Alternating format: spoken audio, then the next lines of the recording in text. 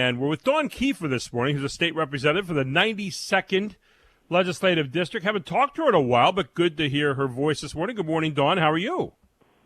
I'm doing well. How are you doing? Well, I'm doing very well. Good to have you in today. We read a story yesterday out of the Tribune that talked about female Pennsylvania Republican lawmakers introduced measure to prevent athletes born male from competing in girls' school sports. Now, I know, according to the article that I read anyway, the bill has not yet been filed formally, and all of its specific components were not immediately available. But essentially, I wanted to get into you and four other women in the state house decided to sign on to this bill about people who had been born male but now had identified as female and were competing in girls' sports, women's sports here in Pennsylvania, around the country. We've talked about various stories like this.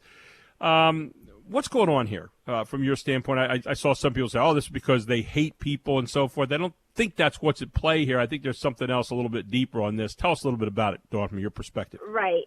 Yeah, that's an easy statement to make, right? Either you hate everybody, right, you're racist. But quite frankly, this is about protecting Title IX and protecting young women's opportunity to compete.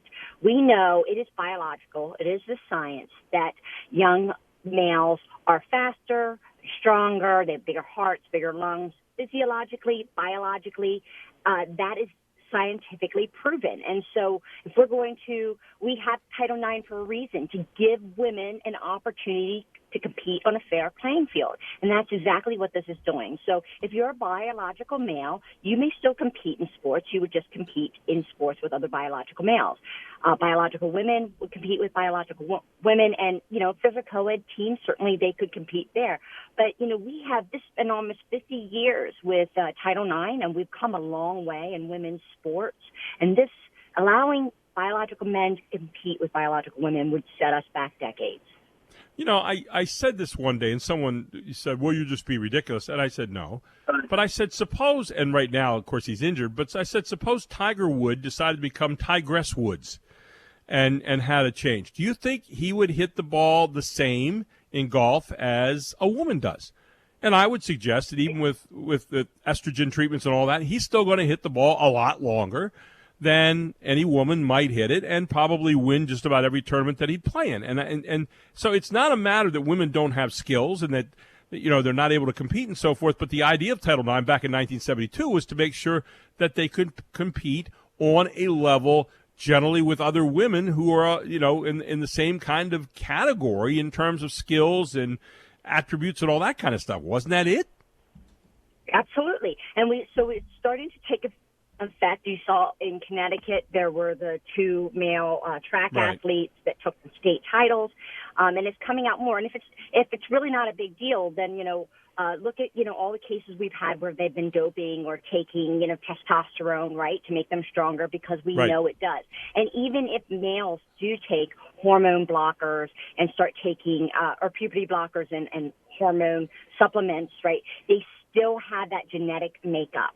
And if they've gone through puberty, it's something you're not going to undo physiologically on men. So we're setting our young women up to fail. And it's not just about, hey, they're going to not be able to win or they're not going to be able to get that scholarship. But some of them, quite frankly, won't even have the opportunity to compete because they wouldn't be able to make the team. So what's the alternative? What do you do then with people who identify as, they were male, and now they identify as female, and they're saying, well, you hate us, and you, as you mentioned, that's the easy out. And, of course, the governor, through his spokesperson, Ms. Kinzinger, came out and said, well, there's no place for hate. This isn't about hate. This is about what's equitable. And then so many times we say, hey, we want to help out the people who are in a minority, and obviously I think transsexual people are probably a minority in Pennsylvania, and yet at the same time, in helping them out, do we also make the majority suffer? Do we allow what they see as an injustice there to inflict injustices then on someone who's trying to have justness in the way they compete in sports and so forth? Your thoughts about that? Well, so it's not. And there are other opportunities where they could compete. Again, they can compete on male teams, or they could compete in co-ed teams. There's also club teams that could have their own rules. We're talking about the sports that would go through formally the NCAA.